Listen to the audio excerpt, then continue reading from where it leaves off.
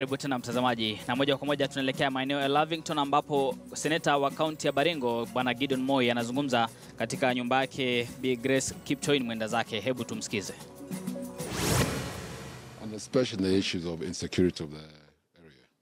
She was in the forefront to make sure that peace comes to our people.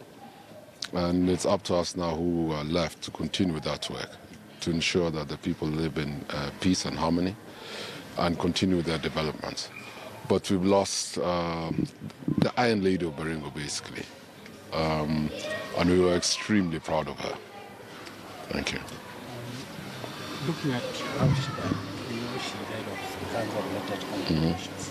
As a leader and other leaders around you, do you think it's high time that policies have to be made to tackle cancer?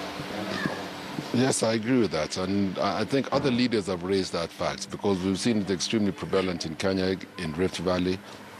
There's been a surge in the case of cancer, but I don't think we've had the necessary infrastructure to deal with this disease. I'm sure the private hospitals are doing what they can, but we need the public hospitals to have all the necessary equipment. They could detect in the early stages, because cancer is always, once detected in the early stages, then you have a fighting chance for cure. But we'll do our part in trying to formulate that. And I too would like to take this opportunity to say thank you to my colleagues who've come with me today to condole with the family. And I'm just asking them that let's just be strong for her and for the family until we take her and put her to rest. Thank you. Thank you.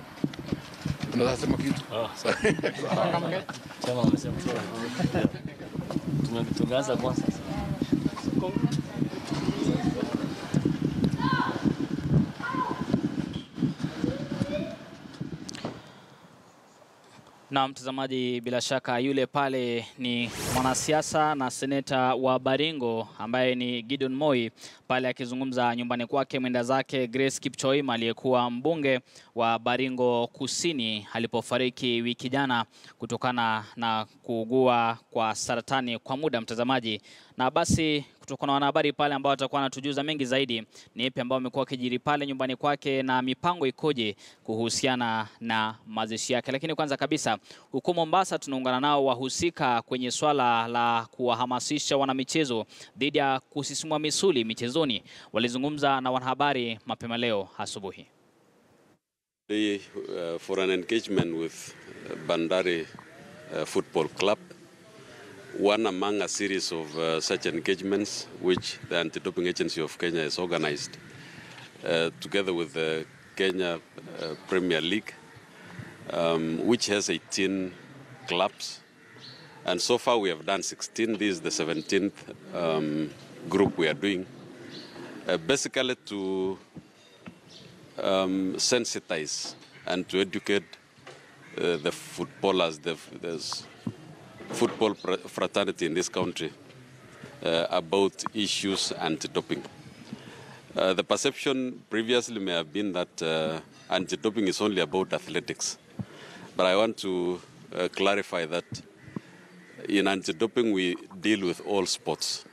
The Anti-Doping Act of Kenya, number 5, 2016, amended number 18 of 2016 still, specifies that our mandate covers all sports in Kenya, and not only sports, but even people who engage in physical fitness, the gymnasiums, health clubs, and so on. And so therefore this is just one among the many engagements that we shall have across the country to ensure that anti-doping sensitization has reached everybody. Initially, the perception was that anti-doping was only about athletics, as I've said, but only because the pressure at that time may have been directed towards Kenya in terms of the number of positive cases which were found after testing among the Kenyan athletes competing in international competitions. But when the act was created, then it is meant to cover all sports. The ones which we find mostly are involved with doping or the use of prohibited substances could be those sports which require endurance, sports which require a long time in terms of training, a long time in terms of competing on the field, marathons, 3 hours, 2 hours, half marathons, 1.5 hours. So it requires somebody to have good training to be able to endure that. And these are where the temptations come for doping or the use of prohibited substances. But I want to stress this, that even as we do that, even as we educate across the board, we also don't leave out individuals, because doping is also a public health issue. The use of these prohibited substances in the short term, in the middle term, in the long term, we find that it has very bad effects, side effects on the individual's health, leading to things like sterility among those who have used them, or heart problems, heart conditions, high blood pressure, and other such lifelong diseases which can affect the individual. So we don't deal with only teams, we also deal with the general public, so that they are aware about the dangers that are inherent with the use of some of these prohibited substances. What has been your observations in many of these forums? Are people aware of the substances they're not supposed to be using?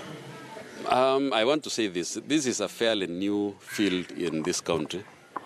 Many people would not know, unless those who have been competing internationally and who have been exposed to anti-doping education elsewhere. But locally, we want to say that this is a fairly new field, and so that is why the work of the Anti-Doping Agency of Kenya, particularly the Education and Research Department, is clearly cut out. We need to go out there, and that is why we are always on the outside, educating, mounting workshops, mounting programs so that we can have engagements, direct engagements like the one we have today. And we are grateful that the Bandari Club was able to approach us and request that we have a session today here. Many clubs now are coming up realizing that it's important to have their members educated on the dangers of this. And even the whole ethical issue of, is it fair to use substances when you're going to compete against somebody else who has not used the substance? So we are talking about levelizing, the playing field for everybody, so that as people compete, they compete when they know that they are equal in terms of their performance. Na mtazamaji, viongozi kutoka jimbo la Magharibi ya Kenya wanazidi kupiga upatu hoja ya kubuni chama kimoja katika eneo hilo. Waziri wa Ugatuzi June Wamalwa, gavana wa Kakamega Wycliffe Oparanya na seneta wa kaunti hiyo Cleopas Malala wametoa wito kwa jamii ya Magharibi kuweka nguvu zao pamoja iwapo wanataka kutiliwa maanani kwenye uchaguzi mkuu ujao. Aidha, baadhi yao wametilia doa juhudi za kinara wa ANC Musalia Mudavadi na seneta wa Bungoma Moses Wetangula kwamba juhudi zao ni za kujinufaisha binafsi.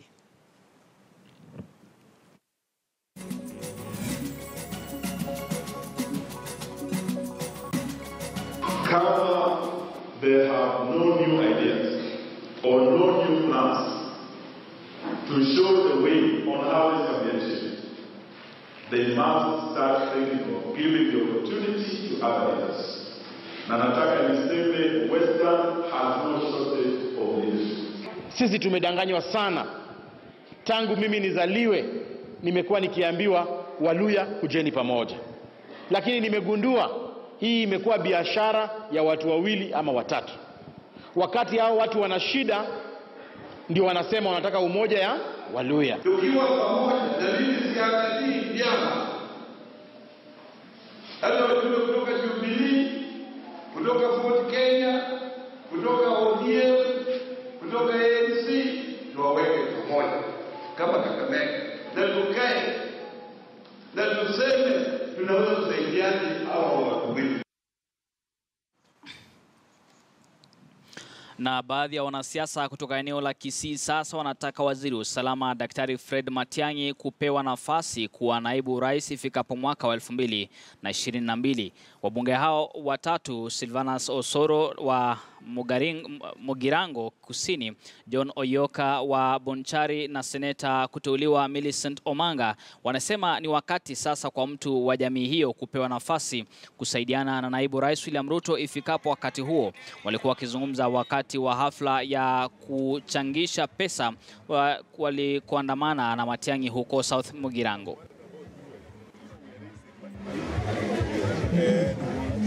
Wakisii tunazungumza na lugha moja, ndio tuweze kupiga kura kwa mtu kama rais. Tunataka tupewe kama jamii ya Wamkisii Deputy President of the Republic of Kenya. Lazima. Na yule mtu tumeangalia hapa, tumeona anatosha kuwa Deputy President wa Republic of Kenya, anaitwa Dr. Fred Matiang'i. Huyo ndio Deputy President. Na mtazamaji, basi tukielekea katika kaunti ya Kakamega sasa, naungana na ambapo kuna kongamano la magatuzi linafanyika huko Kakamega, ambapo haya ni makala ya 6 tangu kuanzishwa kwa serikali za kaunti. Leo ikiwa ni siku ya kuwasili kwa washiriki mbalimbali wakiwemo magavana wa kaunti zote 47.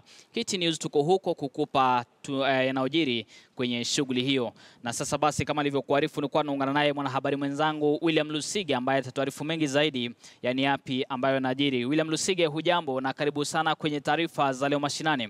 Hebu tupashe mengi zaidi, ni wapi ambapo tumefikia sasa kuhusiana na hili kongamano? Nick, jambo kabisa, kama ulivyosema, nipo katika kongamano la 5 la ugatuzi linalofanyika katika kaunti ya Kakamega.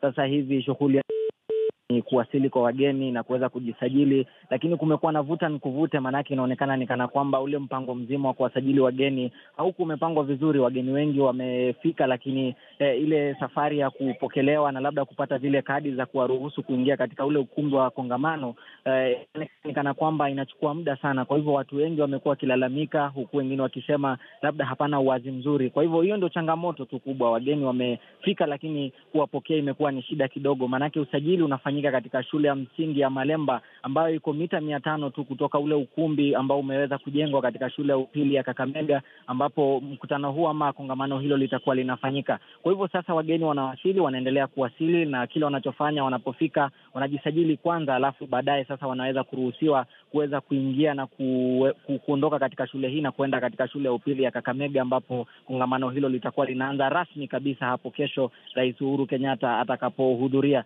Lakini tunatarajia zaidi ya wageni 6,000 ambao wataweza kupokelewa leo alafu waweze kujisajili, wengi wao wakiwa watakuwa wanakaa katika huu mji wa Kakamega. Na kutokana na kwamba pamekuwa na changamoto nyingine kwamba mji wa Kakamega hauna labda nyumba za kutosha, hauna hoteli za kutosha za kuweza kuwapokea na kutumika na hawa wageni, wengi wao pia watakuwa inabidi waweze kuishi Kisumu, na wengine watakuwa wanaishi katika miji ambayo iko karibu kama vile Bungoma na pia katika mji wa Busia, na hata wengine wanaenda mbali zaidi hata katika miji ya Kitale, kutokana na kwamba pana upungufu mkubwa sana wa vyumba vya malazi. Lakini kufikia sasa hivi hamna changamoto nyingine kando tu na hiyo ya usajili. Watu ni wengi, wamefika mamia, kwa hivyo nadhania wataweza kupita ile idadi ambayo tunatarajia ya watu 6,000. Na labda kwa mtazamaji wetu, hili kongamano linatarajiwa tu kuzungumzia ikiwa serikali za kaunti zimeweza kufikia wapi kutokana na ugatuzi na hatua ambazo zimeweza kupiga.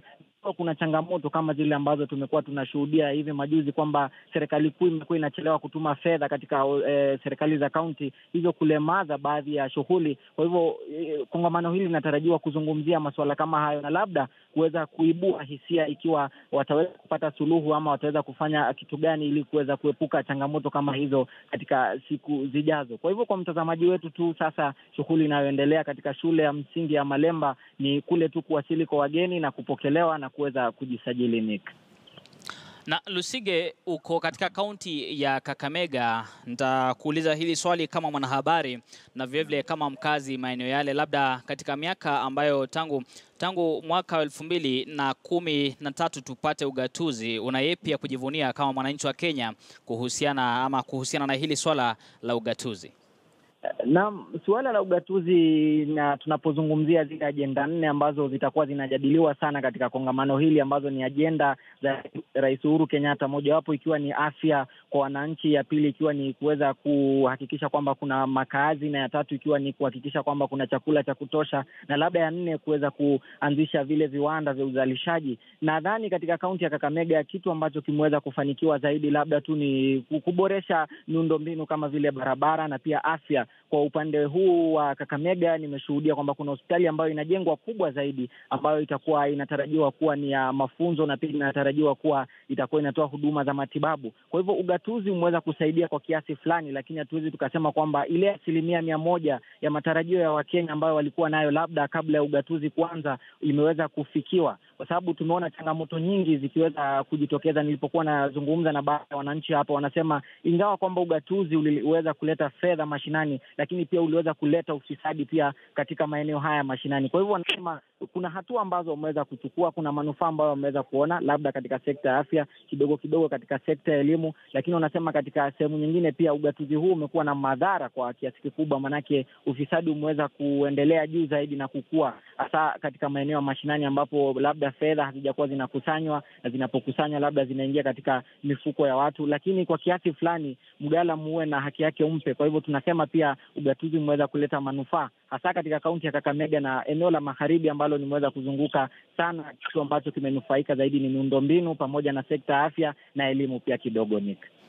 Na Lusige, niruhusu nikuulize hivi, manake katika makongamano mengine ambayo yamepita tumeona kukuwa na tofauti kati ya upinzani na magavana wa serikali ama walioko upande wa serikali, lakini baada ya ile salamu yake Rais Uhuru Kenyatta na kinara wa NASA Raila Odinga, tunaona kwamba sasa serikali na upinzani upande wa Raila Odinga kwamba sasa wamekuwa kimoja. Labda tunatarajia picha aina gani katika kongamano la mwaka huu? Tunachotarajia labda itakuwa ni nafasi pia kubwa ya kuweza kuleta pamoja serikali pamoja na upinzani. Manake tumeona kwanza hapo kesho kuna nafasi ambazo tayari zimeweza kutengwa kwa viongozi mbalimbali wa upinzani kuweza kufungua ukumbi. Atakuwepo gavana wa Kakamega ambaye ni Wycliffe Oparanya, atazungumza akiwa yeye aliweza kuibuka mshindi na tiketi ya chama cha ODM. Atakuwepo seneta wa Kakamega ambaye ni Cleophas Malala, pia atakuwa mmoja wa wazungumzaji kesho ambaye aliweza kuibuka mshindi kwa tikiti ya chama cha ANC, na wengine wengi akiwemo hata pia Orengo ambaye ni kiongozi wa wachache katika bunge la Seneti. Kwa hivyo tunatarajia kwamba hii itakuwa ni nafasi kubwa sana ya kuweza kuleta pamoja hii mirengo miwili ambayo siku nyingi imekuwa navuta ni kuvuta, na labda tunaweza tukasema mwanzo wake uliweza kuonekana hasa pale alipoweza kukutana na Rais Uhuru Kenyatta ambaye ni kinara wa muungano wa NASA Raila Odinga na kuweza kusalimiana. Kwa hivyo tunatarajia kwamba itakuwa ni nafasi kubwa ya kuunganisha pande hizo mbili, manake pia wameweza kupewa nafasi kubwa ya kuzungumza.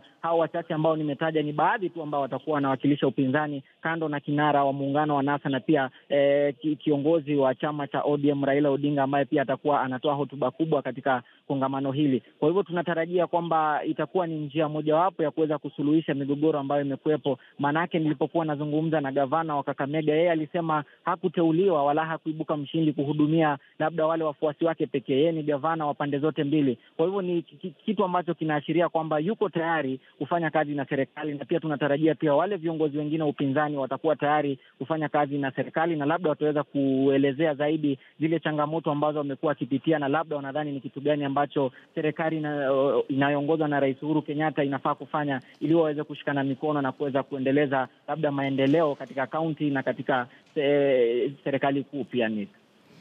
Na Lusige, pia hali ya biashara ikoje? Manake sasa haya ni matunda ya ugatuzi kwamba magavana sasa wanaweza kutana katika kaunti ya Kakamega. Labda hali ya biashara ikoje? Shughuli za malazi, wanalala Kakamega, kaunti jirani, ama kukoje?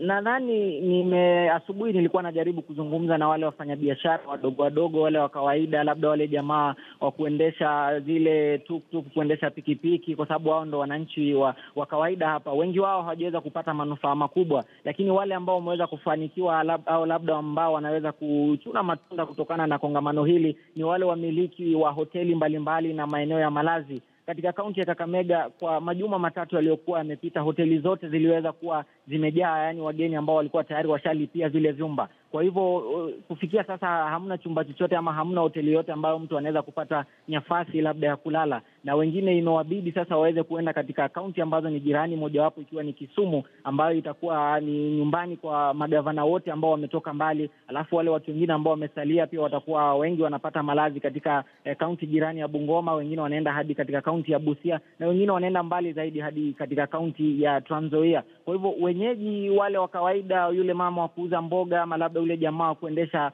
pikipiki, hawajanufaika kwa kiasi kikubwa. Maanake wageni ambao wanaasili hapa, si kosa kusema, lakini wengi wao wanakuja kwa magari, kwa hivyo hawahitaji sana zile huduma za chini. Lakini labda tunatarajia siku zinavyoendelea, labda wenyeji sasa wataweza kuona yale matunda. Maanake kufikia sasa wengi wanalalamika kwamba manufaa mengi yameweza kwenda tu kwa labda kwa wale watu ambao wana biashara kubwa, hasa wale ambao wanamiliki hoteli kubwa kubwa ambazo zitakuwa zinatoa malazi kwa wale wageni ambao wanaendelea kufurika katika kaunti hii ya Kakamega. Na mwisho kabisa, Bwana Lusige, hebu tuarifu, labda unaweza kuwataja baadhi ya magavana ambao wamewasili na pia utaje kuhusiana na hali ya usalama ikoje kwa sasa katika kaunti ya Kakamega?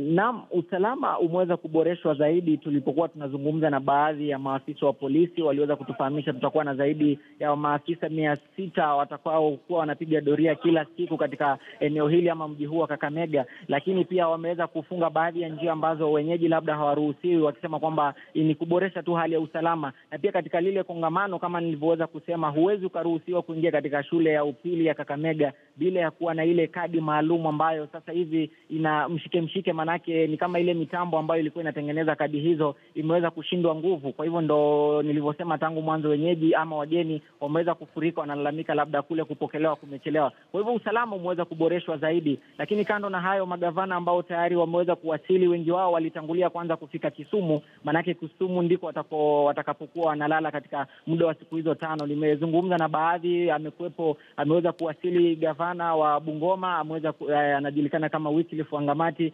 gavana mwenyeji wa hapa ambaye ni Wycliffe Oparanya. Nimezungumza na baadhi ya wale magavana ambao wanasafiri kuja huku. Kwa mfano, gavana wa Isiolo Mohamed Puti ameweza kuniarifu kwamba hataweza kufika, atakayekuwa anamwakilisha ni naibu wake. Na pia gavana wa Kajiado pia amesema kwamba hataweza kufika siku ya leo, kwa hivyo pia yeye atakuwa anawakilishwa na naibu wake. Lakini tuna wengine wengi ambao wamefika. Gavana wa Tharaka Nithi ameweza kufika, gavana wa Meru ameweza kufika. Ni wachache tu kwa wale ambao nitaweza kutaja, kwa wale wengi ambao tunatarajia watakuwa wanafika na wale ambao tayari sasa hivi wameweza kufika. Naam, asante sana Willy Lusige. Mtazamaji, yule pale ni mwanahabari wetu kutoka maeneo ya Kakamega pale kaunti ya Kakamega, na anaripotia magharibi mwa Kenya. Pia kumbuka kwamba hizi ni taarifa ambazo KTN News itakuletea moja kwa moja kutoka kaunti ya Kakamega, akiwemo pale Bwana Willy Lusige na Abi Agina. Wote watakuwa nafuatilia hizi taarifa, mtazamaji, na kukuletea mahojiano ya kipekee kutoka maeneo yale. Na taarifa hizi kama alivyokuarifu, basi utazipata kikamilifu katika runinga yako ipendayo, runinga ya KTN News. Mtazamaji, siku ya leo basi tumekuuliza swali kuhusiana na ajali za bodaboda ama ukipenda pikipiki, na tunakuuliza unahisi ama ajali hizi za bodaboda zina athari zipi katika jamii? Je, ajali za bodaboda zimesababisha athari kiasi gani katika jamii? Mtazamaji, jibu pale kwenye @NicholasWambua @KTN News na #leo Mashinani, kisha tutakuwa tunazisoma. Mtazamaji, zitume pale kisha tuwasiliane kabla ya kufunga taarifa zetu mwisho wa taarifa hizi za leo Mashinani. Mtazamaji, basi ikiwa ni saa 6 imesalia dakika 5 saa za Afrika Mashariki, ningependa nipate kopo la maji kisha nitarejea na taarifa zaidi kwenye leo Mashinani.